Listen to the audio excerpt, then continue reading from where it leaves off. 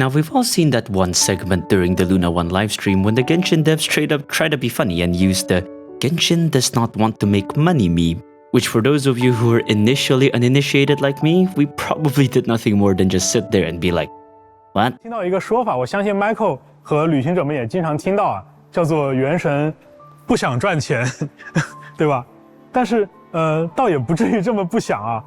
For context, this joke was actually referring to an apparently popular Chinese community meme revolving around Hoyo's way of doing things, where contrary to a lot of other gacha games in the market which primarily focuses a lot of their monetary strategies through making skins for characters in their games, Genshin and, well, quite frankly, all of Hoyo's current flagship titles does not cash in on this pretty proven market strategy of just releasing skins and various cosmetics for their already attractive characters and having a lot of people spend money on getting those skins.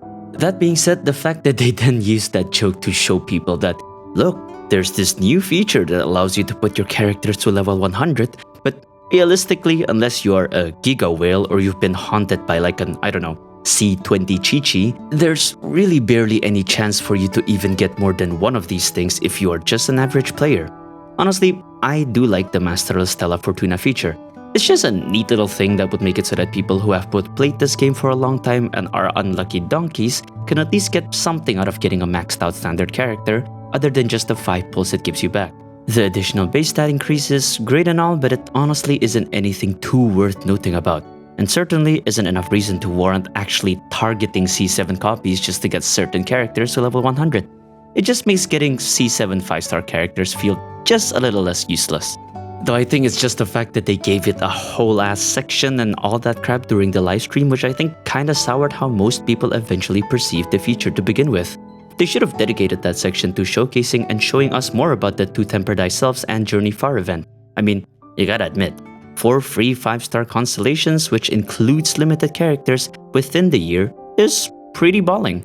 It's just that there's a whole lot of detail that is written in the fine print of the event's announcement that was not at all addressed in the livestream itself. Instead of making a whole demo about a feature that not many are gonna get to use all that often, they honestly could have used that extra time to explain more about the free constellations. Things like the fact that the post sort of implies that you can save up your redemptions from a certain cycle for the next one. Would that mean that you can then claim 2 different characters in the next cycle should you save it?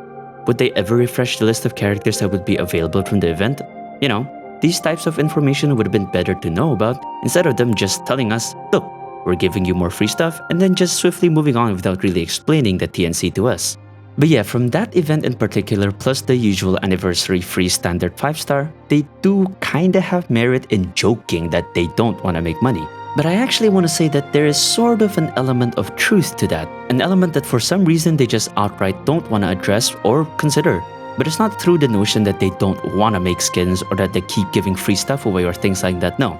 The one section where I think they completely missed market when it comes to making money is the husbando route. And now, before you say anything else, I don't swing that way, but I'd be blind to not see the fact that the husbando market was just something that Hoyo, for some reason, completely left behind ever since the early days of Fontaine, which, if you take into account the developing market and business perspectives, just did not end up making all that much sense for me, especially since we know that gacha games don't hesitate to maximize profit as long as it doesn't obviously make them look scummy. Let's give this topic some discourse. There are 2 major factors that really made me think about the notion of Genshin not wanting to make money from this perspective. 1. The obvious market clue. To see this, we go to the one website that becomes the pride and joy of every gacha player who needs a reason to feel as if their game is better than the others every single month, and that is to look at the gacha revenue monthly list. And alright, I know what you're thinking, but man, a lot of these lists have numbers pulled out of their ass. This is not a credible source to compare revenue, and you know, you might be right. But Sensor Tower, the company in which most of these gacha revenue sites take their numbers and estimates from, is surprisingly, well, according to their claims of who they work with, is a rather reliable data estimator. I mean, I highly doubt that they can claim to be trusted by Apple, Western Union, and P&G without incurring legal problems from any of them if it turns out to be false. Though to begin with, third parties will never have the concrete numbers. But as far as data that we can estimate and see, this is kind of all that we have right now. With that in mind, let me ask you guys this. What gacha game over the past year have managed to keep itself at least at the top 3 of the revenue charts every single month. Is it any one of the Hoyo 3 Musketeers? Is it Wuthering Waves? Is it Pokemon TCG? FGO? No.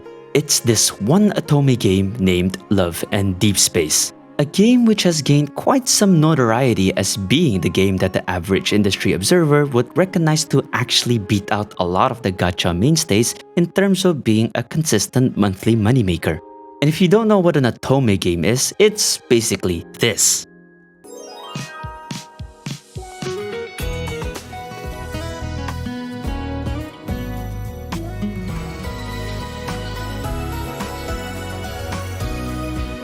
Yes sirree, it's a dating simulator, and to some extent, a goon game for the ladies. Or at least targeted at the ladies. I don't judge. I've seen quite some few Otome games out there, and for me, Love and Deep Space in particular, I gotta say, pretty good quality, and that's coming from a dude. Can't imagine what the ladies might be thinking as they put themselves in the shoes of the female protag. It is kind of funny though, from the outside, you would not have thought that this game has that PGR style of combat, but yeah. Apparently they do. I honestly just thought that it had the same type of gameplay that Tears of Themis would have, but hey, whatever works for the girls, I guess. So of course, when I say quality, you guys would know that I would not be referring to the combat mechanic. No. To the ladies, or actually to capture the attention of anyone who thinks more with their emotions and less about the mechanics or gameplay side of things, though I'm pretty sure a lot of the ladies also enjoy beating people up. What's gonna be your moneymaker is the cutscenes and the interactions with all the hot dudes. Here's a good snippet of that. No time for jokes. Where's the gold coin? It was tampered with, so I fed it to a wanderer. We can't have loose ends, kitten. You destroyed it? There are other ways to enter the arena. I can guarantee that. Right? Whether or not you're into it, you gotta admit, the graphics, the voice work, the overall direction of how they're doing things, yeah, they know what they're doing. And all of it is honestly reflected in their monetary and market performance. Yeah, let's just take a look at this, and I'm recording this before the September revenue comes out, and you can just see Love and Deep Space, third. You go back, they're second again. Look, okay, yeah, third. They were second for like what, 5 months straight? What is that? Let me see. Yeah, 1, 2, 3, 4, 5. Yeah, and they're making like multiple hundreds of millions at the end of it all. And then third, second. Yeah, and that's it. And I think there's a table somewhere that I can show you guys where they got first in September of 2024. In contrast, let's compare it to what Genshin has been doing for like the better part of the last, 2 years, ever since the early sort of Fontaine time. Look, okay, we had that period where it's Lini, Freminet, Nuvelet, and Risley. And from a whole 4 and 5 star perspective, honestly, the problem doesn't probably look all that bad to, your usual average players. Because after this 4, we have 4 females, and then we have Gumming, then we have 3 females, we have Sethos, and then we have, 1, 2, 3, 4, 5 females, and then we have Kinich, 1 Luchulan, and then Auroran, Chaska, Sitlali, Mavika, Lanyan, Mizuki, Yansan, Veressa, Ifa, was that 7, 1, 2, 3, 4, 5, 6, 7, yes, 7, and then Escoffier, then we have Dahlia, who, barely counts as a dude, I guess, and then it would be 4 here until Flynn comes around. But that's if we look at the entire cast. Most of the problem really stems when you only look at it in the 5-star perspective. Now, we look at this now. Back to the early Fontaine days, we have 3 dudes, well 4 with Baiju, 4 dudes in a row. And even before that, it looks pretty normal. But then we go Farina, Navia, Shenyan Chori, Ardekino, Cloran, Sijuin, Emily, Moalani, and then we get to Kanich. That's 9 females in a row before we get a dude. And then, currently we're on an all-time streak. What is this, 11? Or, well, I counted it before already. It's like 1, 2, 3, 4, 5, 6, 7, 8, 9, 10. It's 10 until Flynn's is gonna show up. And that's kind of insane, and it's pretty weird to think about because, like I said, beforehand, like during the Sumeru times or from release, it all looked pretty normal. Like, this counted even from the release characters. We have the Traveler, technically 1 dude, so yeah, 1 dude, 1 female, Venti, again, barely a dude, but a dude, so, That's what, 1 until we get another dude. Then it's 2, 3, 4. No, sorry. 1, 2, 3. Then it's Mona. Then it's Diluc. Okay? Another dude. And then we have Klee. And then it's 3 dudes in a row. 1 female. And then it's Xiao, who is one of the ones that are more awaited because of his beta performances. And then we have Hu Tao as a surprise. It's 2. And then it's a guy again. And then we have 1, 2, 3, 4. I don't count you because, yeah, no. And they came in 4 just because they were pretty relevant to the story at that certain point. So of course they got released. And then you got a homeless dude, but still a dude. Then you have 2 girls. And then it's Ayato, 1 woman. And then it's Tainari. And then Sino. And then Nilu, Nahida, all 2 females again. And then we wonder, I'll hate them, 2 dudes in a row. And then at some point we have 4 dudes in a row. And then after Risley, they just sort of lost the plot and just kept going with, you know, these female releases, you know? Okay, fine. As a dude, I'm probably not gonna complain, but you know, you gotta think about all sides here. And do I think they could have, you know, used some sort of that 5-star quota for something else? I feel like that's a thing, you know? Like, was Sigewin really necessary to be a 5-star? Could have they slotted in a dude somewhere in Fontaine for this? I think so. Emily came out of nowhere and then she's also a 5-star. I mean, granted, yes, she was buffing a virgin or something like that, but really? You know, couldn't you, you know, do something about that? Could the 5-star distribution in Natlan for the dudes be a lot better? I think so. I don't think Veresta should be a 5-star. Not really what I would, you know, think about in concept for a 5-star. And, you know, Aoife could have a shout. They could have made a bit more characters that revolve around the dudes going into the 5-star category. Why do I think that this is a missed opportunity for Genshin? Well, it falls into the second major thing that made me realize this perspective of Genshin not really wanting to make money from the husbando route. And it all revolves around how the gacha devs still sort of underestimate the buying power and the fandom power that girls actually bring into the table. A simple one to observe is that if you've gone to conventions or seen content revolving gacha games these days, you'd see that the girls are very much a part of the scene as any dude would be, at least in the more sort of mainstay gachas. But the one event that really struck me as to just how different and how much dedication the ladies put to standing their characters was actually from a Genshin concert. I had the opportunity to watch their live orchestra when they finally had a show in my hometown, and that is where I really got to see the full power of girl support. So during the concert itself, as you may have seen from the clips, they do have a giant screen which plays a video that is accompanying the live music. And at some point in the beginning, the conductor addressed the audience, telling them to forego orchestra performance decorum and to just freely shout your support should your favorite character show up. Yeah, you should already see where this is going. Obviously, when it came into the Lia section, guess who showed up? Zhongli and Child.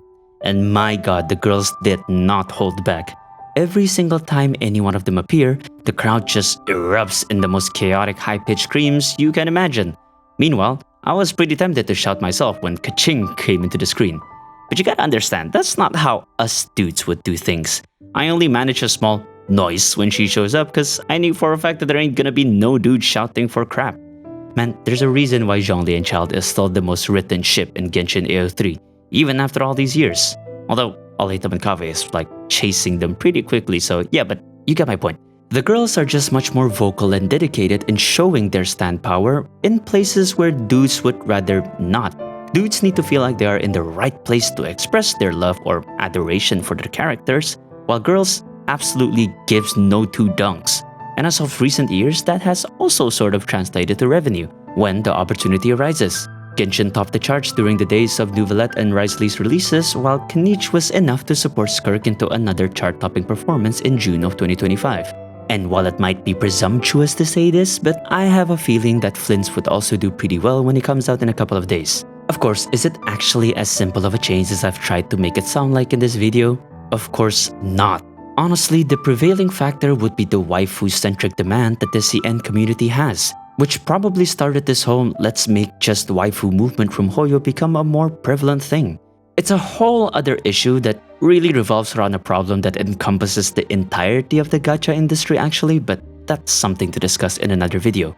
Point is, there's gotta be a way to better balance the ratio over the past couple of years. And we even have a Gordon Ramsay personification turned into a woman in this game.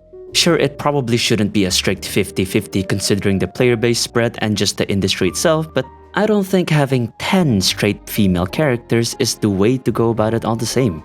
Why not just take full advantage of both sides of the player base? Sure, it would be even more time used to make more male characters to keep up with female, but with how vast Genshin's narrative is growing, there must be a way to make some more dude be narratively relevant to warrant having a 5-star slot for them, no? Get them with that Otome type of action. You don't need fan service to the level of Love and Deep Space, but just make them save us or something. That seems to be a tried and true method to getting players to like dudes in Genshin.